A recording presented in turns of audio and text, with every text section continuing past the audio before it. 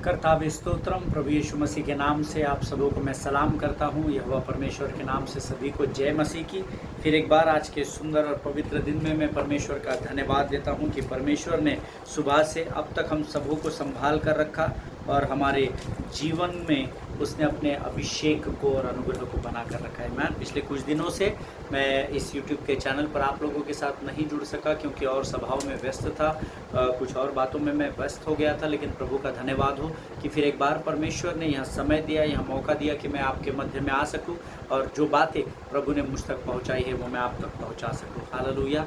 परमेश्वर का वचन कहता है, प्रियो, धन्यवाद के बलिदान चढ़ाने वाला जीवित परमेश्वर की महिमा करता है। हालेलुया। और मेरा विश्वास है कि हम वो जाति है जो हर समय परमेश्वर को धन्यवाद देते हैं। आमीन। और जो लोग नहीं देते हैं उनको देना चाहिए, ऐसा वचन में लिखा हुआ है। आमीन। प्रभु का वचन कहता है कि जब हम आत्मा और सच्चाई से परमेश्वर को पुकारते हैं, उसको गिड़गिड़ाते हैं, उसके सामने अपने हृदय की बातों को खोल कर रखते हैं, तो परमेश्वर टूटे हुए हृदय को जोड़ता है, उनके समीप उपस्थित हो जाता है। हालेलुया। मेरा विश्वास है आज जो वचन हम परमेश्वर से प्रभु से सुनेंगे, परमेश्वर की आत्मा से ग्रहण करेंगे, परमेश्वर ज़रूर उसके द्वारा मुझसे और आपसे बातचीत करेगा। मैं हम पिछले कुछ दिनों से परमेश्वर के उपस्थिति के प्रति संवेदनशील रहने के विषय में सीख रहे हैं। और मेरा विश्वास है कि जो हमने 5-6 दिन इस विषय पर पहले अध्ययन किया था पिछले सप्ताह में, ज़रूर परमेश्वर ने उसके द्वारा आपको आशीष दी होगी। और आज फिर एक बार कुछ नई बातों को लेकर प्रभु ने मुझे आपके मध्य में लेकर आया है। मैं यहोवा का धन्यवाद करता हूँ कि मुझे उसने इस योग्य बनाया कि मैं आप तक वचनों को पहुँचा सकूँ। मुझे बर्तन बनाने के लिए मैं यहोवा का धन्यवाद देता हूँ। परमेश्वर का धन्यवाद हो कि परमेश्वर दिन प्रतिदिन अपने वचनों के द्वारा हमें आशीष देता है। हालेलुया। आज फिर एक बार हम सब मिलकर प्रभु का धन्यवाद देंगे क्योंकि परमेश्वर आज फिर एक बार अपने वाणी के द्वारा हमसे बातचीत करने जा रहा है। आमीन। लेकिन जैसे हम लोग रोज़ अपने अध्ययन की शुरुआत पवित्र शास्त्र पढ़ने के द्वारा करते हैं, मेरा विश्वास है कि आज आप लोग अपने अपने पवित्र शास्त्र लेकर तैयार बैठे हुए हैं और फिर एक बार परमेश्वर आज मुझे और आपको वचन के द्वारा वो हमसे बातचीत करेगा। और परमेश्वर जब वचन के द्वारा बात करता है तो वचन कहता है कि जो वचन को गंभीरता से सुनते हैं और उसका अंगीकार उसके वचन के आधार पर करते हैं, परमेश्वर उनको विजय से विजय की ओर लेकर जाता है। आमीन। सो आइए इस समय हम सब अपने अपने पवित्र शास्त्र निकाल लें। इस समय हम आज पढ़ेंगे भजन संहिता 57 और उसके पहले 6 वचनों को हम पढ़ेंगे। भजन संहिता 57 उसके 1 से लेकर 6 वचन तक, साम्स 57 वर्सेस 1 to 7 हम पढ़ेंगे। वचन कहता है, हे परमेश्वर मुझ पर अनुग्रह कर क्योंकि मैं तेरा शरणागत हूँ। और जब तक ये विपत्तियाँ निकल न जाए तब तक मैं तेरे पंखों तले शरण लिए रहूँगा।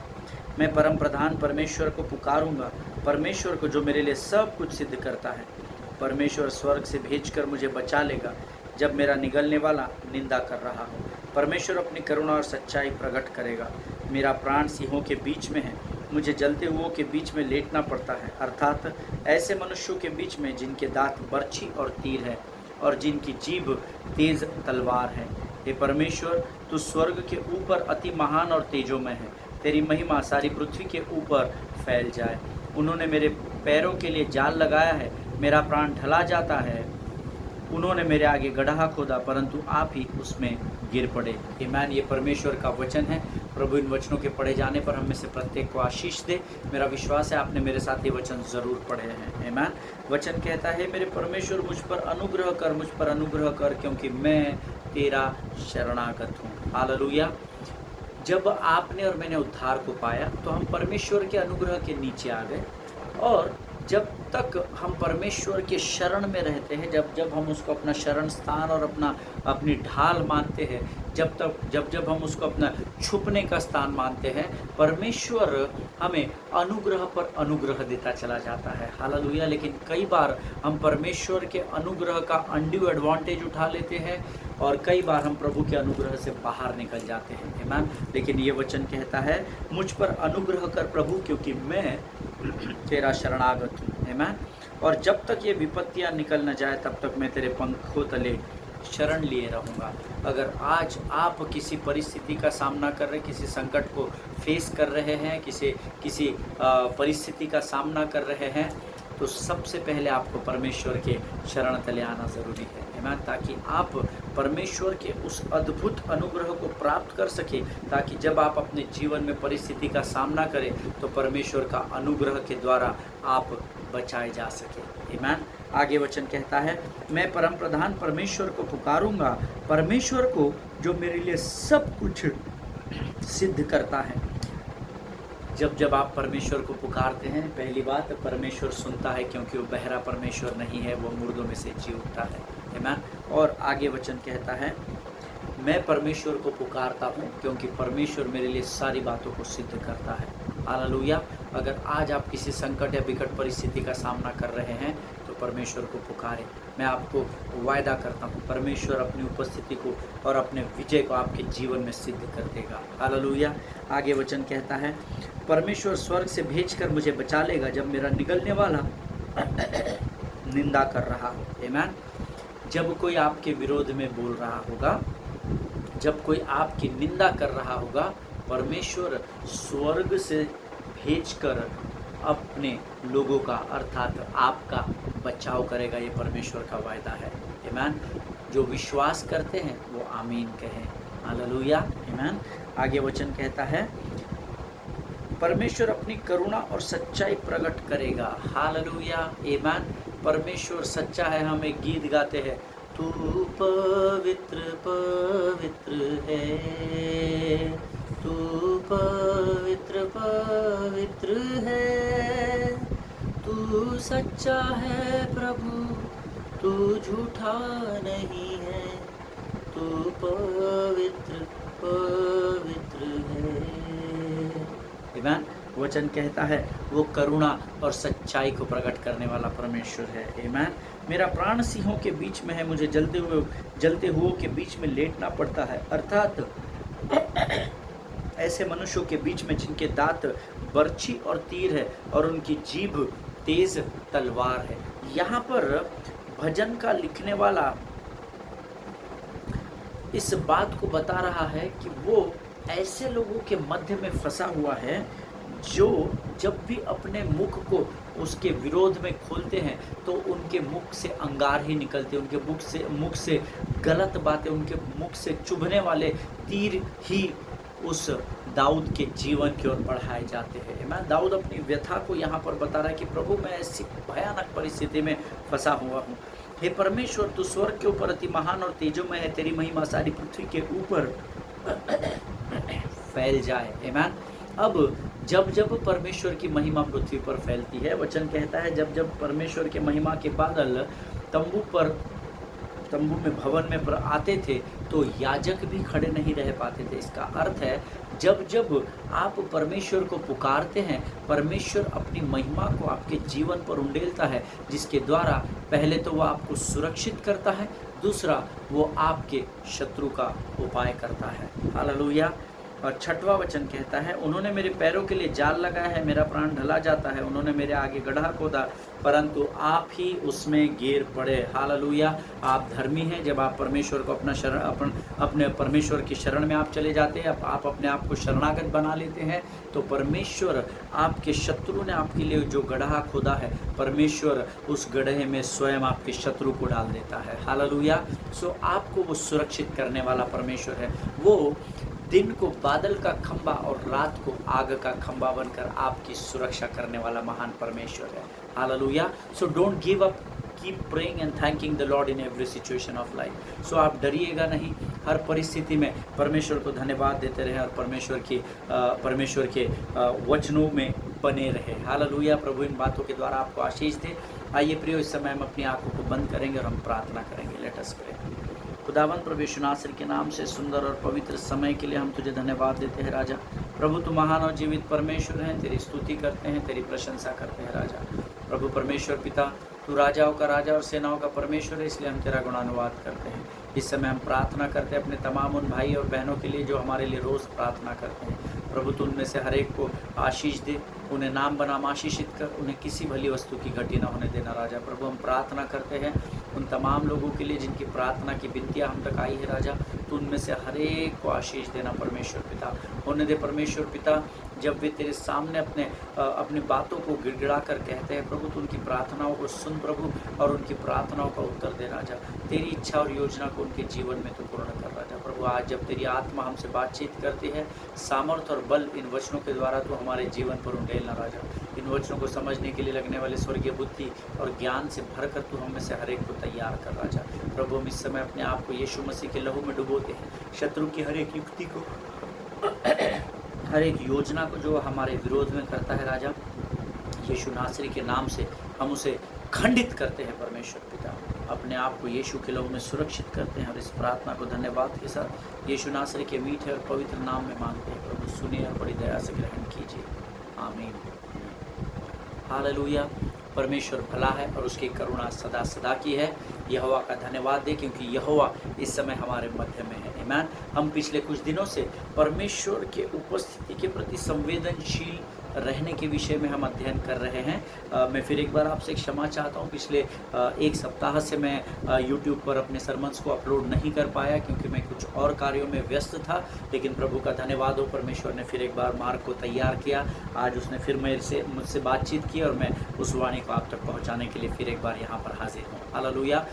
परमेश्वर मैं आपको पिछले दिनों में बता रहा था इस विषय में कि कई बार हमारी जो समृद्धि होती है, हमारी जो प्रोस्पैरिटी होती है, हमारी जो संपन्नता होती है, वही कई बार हमारे जीवन में रोड़ा बन जाती है या ऑब्स्टैकल बन जाती है कि हम परमेश्वर की उपस्थिति को पहचान ना सकें।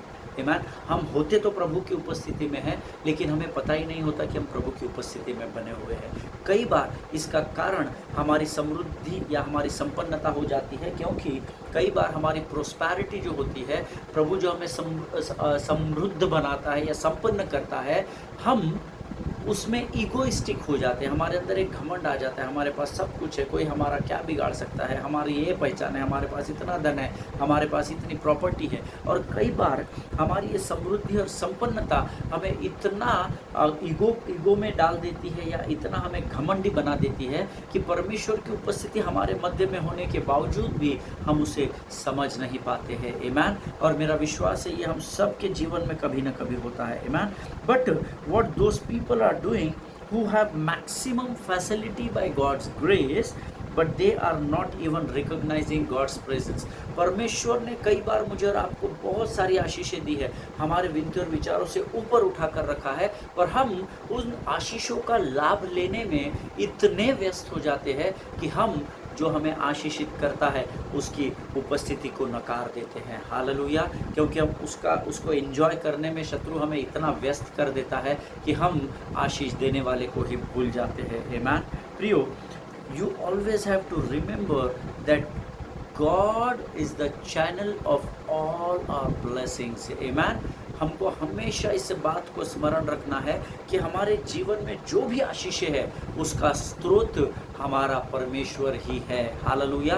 भले ही वो मनुष्य का इस्तेमाल करता है, लेकिन उगम स्थान स्वर्ग का परमेश्वर यहोवा ही है जो हमें आशीषित करता है। आमीन। मेनी टाइम्स कंफर्टेबल पीपल, मैंने आपको बताया था comfortable people pray anaemic prayers, है ना। कई बार जो लोग बहुत सुकून के क्षेत्र में होते हैं ना, जिनके पीछे कोई चिंता नहीं है, कोई टेंशन नहीं है, सब सही चल रहा है लाइफ में, वो लोगों की प्रार्थनाएं कई बार जोश रहित हो जाती है। जबकि याकूब की पत्री उसका 5वां अध्याय उसका 16 वचन कहता है, confess your faults one to another and pray for one another that you may be healed. The effectual fervent prayer of a righteous man availeth much. आमीन। धर्मी जन के प्रार्थना के प्रभाव से बहुत कुछ हो सकता है, लेकिन कई बार जब हम अपने जीवन के कंफर्ट जोन में होते हैं, सुकून के क्षेत्र में, आराम के क्षेत्र में होते हैं, तो हम प्रार्थना तो करते हैं, लेकिन हमारे प्रार्थना में प्रभाव नहीं होता है, हमारी प्रार्थना में सामर्थ्य नहीं होती है। जोश रहित प्रार्थना हो जाती है, अनेमिक प्रार्थना प्रेयर हो जाती है, और इसीलिए हम कई बार प्रभु की उपस्थिति का आनंद नहीं उठा पाते हैं। हालेलुया। वचन यहाँ पर बताता है, जिस अध्ययन को हम कर रहे हैं, कि व्यवस्था के अनुसार मरियम और यूसुफ यहाँ पर मंदिर में अपने बच्चे की 40 दिन के उस विधि को पूर्ण करने के लिए आए हुए हैं। और यहाँ वचन बताता है कि यूसुफ और मरियम अपने बच्चे को अर्थात जगत के मेमने को लेकर प्रभु के मंदिर में आए हुए हैं, और वहाँ सदुकी और फरीसी लोग भी थे, और भी लोग थे जो जिनको धार्मिक कहा जाता था। वचन बताता है कि ये सब लोग अपने बलिदान की विधि को पूर्ण करने के लिए वहाँ पर इकट्ठा हुए थे। ईमान। और उसी भीड़ में, उसी मंदिर में यूसुफ और मरियम भी अपने बच्चे की उस विधि को पूर्ण करने के लिए, जो व्यवस्था के अनुसार कहा गया था, उसे पूर्ण करने के लिए उस समय उस मंदिर में आए हैं। और ये वे ही सब सो कॉल्ड राइचस लोग थे जो अपने आप को धर्मी कहलाते थे, जो व्यवस्था का कठोरता से पालन करते थे, जो मसीहा के आने की बाट जो रहे थे कि मसीहा आएगा, हमको रोमी सरकार की गुलामी से आज़ाद करेगा। These are the people who have been waiting for the kingdom of God। ये वो लोग थे जो उस समय उस विधि को मंदिर में पूर्ण करने आए थे। वो मसीहा के आने की बाट जोह रहे थे, वो परमेश्वर का राज्य पृथ्वी पर स्थापित होने की बाट जोह रहे थे। ये वही लोग थे जो इस बात की बाट जोह रहे थे कि एक दिन उनका राजा सफ़ेद घोड़े पर सवार होकर आएगा और उन्हें इन सारी तकलीफ़ों से बचा कर लेकर जाएगा। But the word says that their hero comes. वचन बताता है यीशु मसीह मरियम यूसुफ के साथ उस मंदिर में तो आया, लेकिन लोग उसकी उपस्थिति को पहचान नहीं पाए। हालेलुया। लोग ये जान नहीं पाए कि ये परमेश्वर का पुत्र है, ये जगत का वही मेमना है जिसकी हम बाट जोह रहे हैं। हालेलुया। जिनके सुनने के कान हो वे सुन ले। और किस कारण वे उसको पहचान नहीं पाए, that is very important to understand. मैं पिछले सप्ताहों की कुछ बातों का आपको स्मरण करा रहा हूँ ताकि आप फिर एक बार वचन के साथ कनेक्ट हो सके। किस कारण वे उसे पहचान नहीं पाए? मैंने आपको लास्ट टाइम बताया था, the major reason because he came into a different package. Hallelujah. क्योंकि वो एक अलग तरीके से मंदिर में आया था। वो बात जो रहे थे कि स्वर्गदूत आएंगे, एक बड़ी सेना आएगी, फिर जगत का मसीहा आएगा, जगत का मेमना आएगा, और वो सफ़ेद घोड़े पर रथ पर सवार होकर आएगा। पता नहीं किस किस के क्या क्या इमेजिनेशन थे, वो सब परमेश्वर की बात अपनी सोच के अनुसार सोच रहे थे कि वो इस प्रकार से पृथ्वी पर आएगा और हमें छुड़ा कर लेकर जाएगा।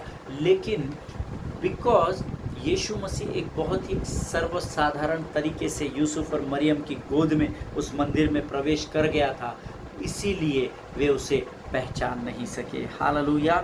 बिकॉज यीशु मसीह एक ऐसे रूप में मंदिर में आया था जिसको ये लोग ना तो सोच सकते थे, और ना ही ये उस तरीके से परमेश्वर को पसंद करते थे कि परमेश्वर ऐसा साधारण व्यक्ति के रूप में मंदिर में प्रवेश करेगा। कई बार परमेश्वर हमारे जीवन में उपस्थित हो जाता है, लेकिन हम समझ ही नहीं पाते कि परमेश्वर की उपस्थिति हमारे जीवन में बनी है। Why they could not recognize him?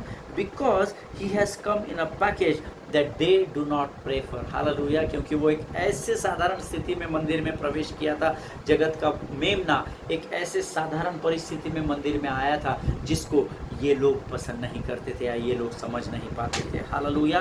The lamb of God, जिसकी वे पीढ़ी दर पीढ़ी आने की प्रतीक्षा कर रहे थे, ये उस परमेश्वर के मेमने के आने की प्रतीक्षा कर रहे थे जिसके बारे में व्यवस्था में लिखा था, और ये पीढ़ी दर पीढ़ी उसकी प्रतीक्षा कर रहे थे। जब वो एक सर्वसाधारण रूप से मंदिर में आया तो उसे पहचान नहीं सके, क्योंकि जिस रूप में वे परमेश्वर को देखना चाहते थे, सो उनके सोच के अनुसार उन्होंने उसे नहीं पाया। और इसीलिए क्योंकि वे जैसा चाहते थे, वे जैसा सोचते थे, वैसे वो नहीं दिख रहा था, क्योंकि उन्होंने अपने मनों में आने वाले मसीहा का एक चित्र गोद कर रखा था, चित्र बना कर रखा था, और उस इमेजिनेशन के साथ ये बात मेल नहीं खा रही थी कि परमेश्वर का मेमना, जगत का मेमना एक साधारण रूप में मंदिर में प्रवेश कर रहा है, and that's what they could not recognise the presence of God in their midst, amen. और इस कारण ही वे परमेश्वर की उपस्थिति को समझ नहीं पाए या पहचान नहीं पाए, आमेन। कई बार जब हम कलीसिया में होते हैं, जब हम अपने घरों में होते हैं, अकेले भी प्रार्थना करते हैं, कई बार परमेश्वर की उपस्थिति हमारे मध्य में उतर आती है प्रियो, लेकिन क्योंकि हमारे विचार परमेश्वर के आने के अलग है, तो हम कई बार परमेश्वर की उपस्थिति को पहचान नहीं पाते। Amen. Am I making any sense to anyone here?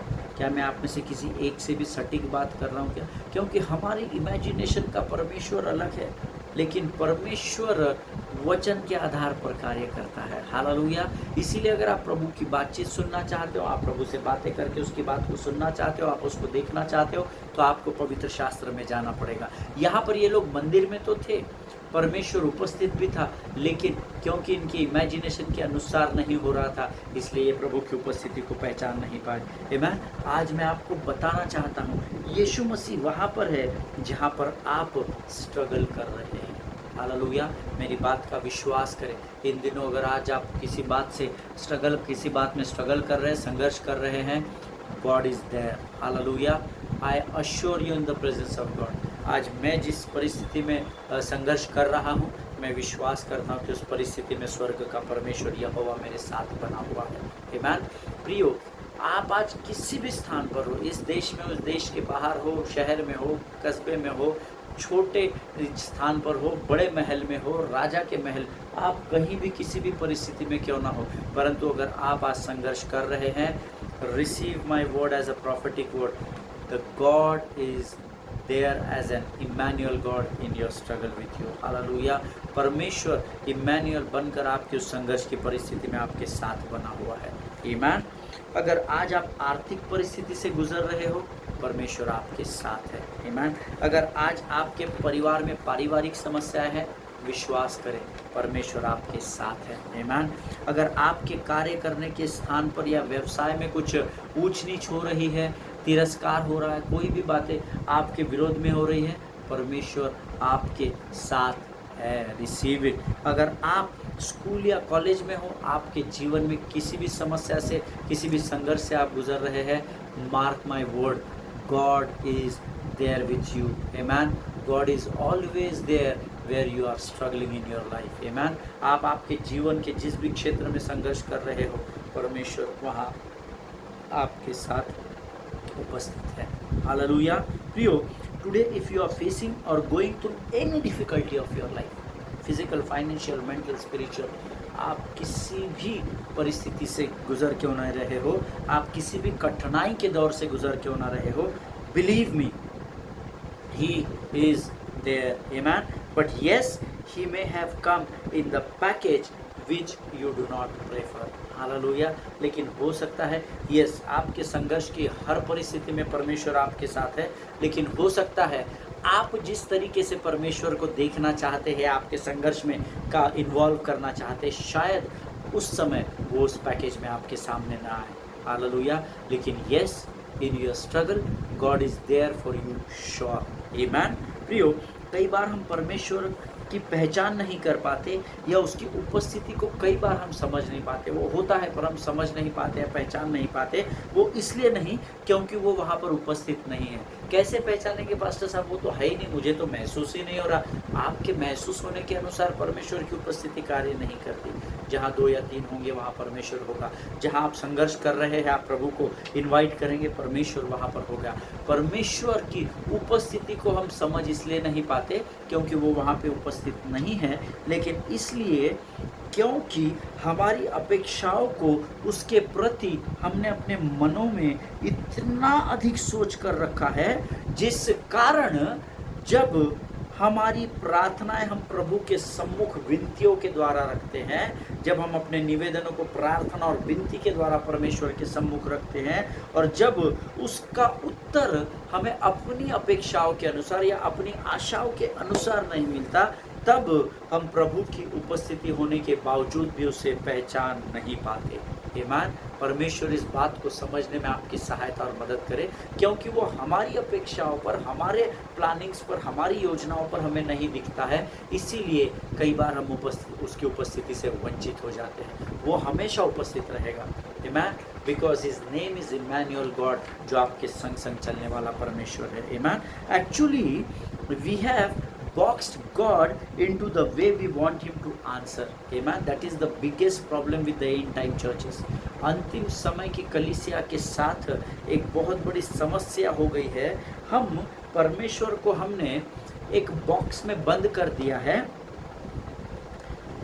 और हम ये सोचते हैं कि हम जैसा चाहते हैं उस प्रकार से परमेश्वर हमारी प्रार्थना का उत्तर दे। जैसे मैंने योजना बनाई, जैसे मैंने इच्छा बनाई है, परमेश्वर उस तरीके से हमारी प्रार्थनाओं का उत्तर दे, आमेन। बट द वर्ड सेज, लेकिन वचन हम पढ़ेंगे, मैं चाहता हूँ सब लोग यशायाह की पुस्तक उसका 55 अध्याय उसका 8 वचन निकाल लें। The book of Isaiah chapter 55 and verse 8 we are going to read together.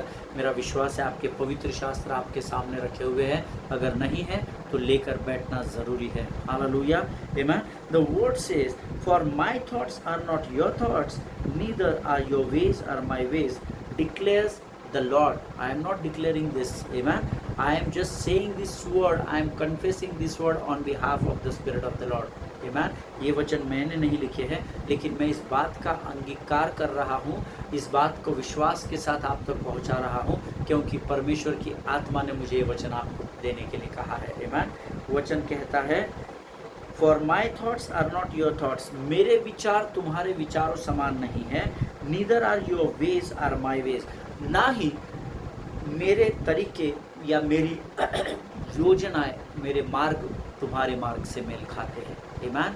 ये दस says the Lord, declares the Lord, ये परमेश्वर कह रहा है, आमेन। प्रियो, मैं और आप हमारी प्रार्थना के उत्तरों को परमेश्वर से हमारे समय और हमारे तरीके से प्राप्त करना चाहते हैं, लेकिन वचन कहता है ना ही मेरे विचार तुम्हारे विचारों के समान है, ना ही मेरी गति या मेरी सोच तुम्हारी सोच के अनुसार है, amen. But when we did not get the answer according to our thinking or our imagination, then many times when the presence of God is there in the midst of us, we could not recognize it, amen. And that is what we are learning.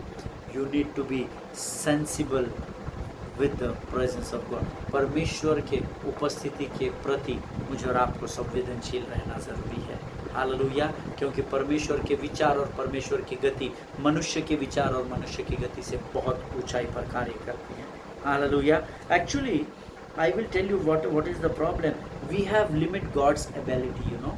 हम लोगों ने परमेश्वर की योग्यता को, परमेश्वर की सामर्थ्य को सीमित समझ लिया। हमको हमारे समय के अनुसार प्रार्थना का उत्तर नहीं मिलता तो हमको लगता प्रभु इतना ही कर सकता है। No no no no, the word of God says वो असंभव को संभव करने वाला परमेश्वर है, हालेलुया।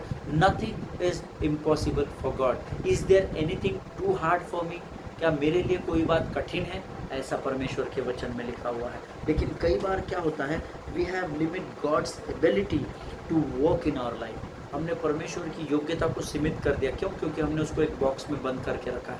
हम अपनी क्षमता के अनुसार, अपनी सोच के अनुसार, अपनी योजना के अनुसार उसको उत्तर देने के लिए, या हमारी चाहत होती है कि हमारे अनुसार तो उत्तर दे। इसका अर्थ है हमने परमेश्वर की योग्यता को सीमित कर दिया है, amen. Because of our own thoughts and our own mind setup we restrict God to work in our life. हमारी छोटी सोच और सीमित सोच के कारण हम परमेश्वर को अपने जीवन में कार्य करने से कई बार रोक देते हैं, आमेन। प्रियो, now the time has come, अब वो समय आ गया है when we need to allow God to work in his own way in our lifes, amen. अब वो समय आ गया है कि हम परमेश्वर को अनुमति दे कि वो उसके तरीके से हमारे जीवन में कार्य करे, हालेलुया। परमेश्वर इन बातों को समझने में आपकी सहायता और मदद करे। मे God bless you and give you wisdom and understanding to understand the word of God deeply, amen। गहराई में आप इन वचनों को समझ सके, इतने सामर्थ्य, बल और बुद्धि से भरकर परमेश्वर आपको तैयार करे, amen। आज हम यहाँ पर समाप्त करेंगे। प्रभु आप सबों को बड़ी बरकत और बड़ी आशीष दे। आइए इस समय हम अपनी आंखों को बंद करेंगे और हम प्रार्थना करेंगे। Let us pray. खुदावंद प्रभु यीशु नासरी के नाम से सुंदर और पवित्र समय के लिए हम तुझे धन्यवाद देते हैं। तू महान और जीवित परमेश्वर है राजा। आज वचनों के द्वारा तूने हमसे फिर एक बार बातचीत की, हम तेरा धन्यवाद देते हैं। प्रभु जिस समय हम प्रार्थना करते हैं, जिन वचनों के द्वारा तूने हमसे बातचीत की है प्रभु, हमें सामर्थ्य बल दे, समझ दे राजा, ताकि हम तेरी इच्छा और योजना के अनुसार अपने जीवन को व्यतीत कर सके राजा। प्रभु तू और हमारे जीवन के ऊपर नियंत्रण ले, ऐसे हम प्रार्थना यीशु के नाम से करते हैं। अब तक हमारे साथ रहा, आगे भी बना रहेगा, ऐसा विश्वास करते हैं। सारी बातों में महिमा तुझको देते हैं। आगे के संपूर्ण समय को तुझे समर्पित करते हैं। अपने आप को यीशु के लहू में ढापते हैं और इस विनती को धन्यवाद के साथ यीशु नासरी के मीठे और पवित्र नाम में मांगते हैं। प्रभु सुने और बड़ी दया से ग्रहण कीजिए। आमीन आमीन। हालेलुया। परमेश्वर आप सबों को बड़ी बरकत और आशीष दे। आज हम अपने दिन को यहीं समाप्त करेंगे। कल जो भी बातें प्रभु बताएगा वो मैं फिर एक बार आप तक पहुंचाऊंगा। परमेश्वर आप सबों को बड़ी आशीष और बरकत दे। God bless each one of you. एक दूसरे के लिए प्रार्थना करते रहे, अपने पासवानों के लिए, उनके परिवारों के लिए ज़रूर प्रार्थना करें। आनंदित रहिए और दूसरों के लिए आनंद का कारण बने। आमीन। सभी को जय मसीह की। God bless you.